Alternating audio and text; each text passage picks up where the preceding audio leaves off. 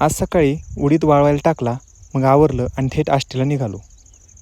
मित्राचा पाय मोडला होता, मग त्याला भेटणं गरजेचं होतं म्हणून आष्टीला गेलो होतो. मग तिथे दिवसभर गप्पा मारल्या आणि 4 वाजता परत घराकडे निघालो. घरी जाता जाता कांद्याचं शेत लागतं म्हणून म्हणलं आता कांदे जाताना पाहून जावं, म्हणून गेलो. विहिरीमध्ये डोकावून पाहिलं, पाणी पण खूप होतं. तसंच कांदे पण आता एकदम भारी दिसायला लागले होते. दुसरं कांद्याचं रोप देखील आता लावायला आलेलं होतं. आता जास्त दिवस थांबून चालणार नाही, कारण ह्यासाठी लवकरच रान तयार करून घ्यावं लागेल. उद्यापासूनच त्याची तयारी सुरू करावी लागणार आहे. घरी आलो तर दाराच्या आडून अद्वैत वाट पाहत होता, बघत होता आणि हसत होता. घरात गेलं की लगेच मांडीवर येऊन बसला, हातातलं चॉकलेट दिलं आणि तो खूप खुश झाला. तेवढ्यात विशालने गाणे लावले आणि तो त्या गाण्याच्या तालावर मस्तपैकी नाचत होता. अद्वैतच्या या छोट्या हालचालींनी दिवसभराचा सगळा थकवा पूर्णपणे नाहीसा झाला.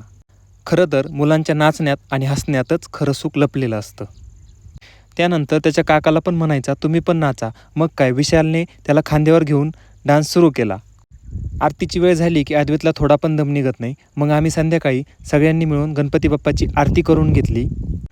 त्यानंतर बाहेर वाळत असलेला उडीद आम्ही घरामध्ये आणून टाकला. तो थोडा ओला होता, त्यामुळे त्याच्यामध्ये फॅन लावला. रामकृष्ण हरी.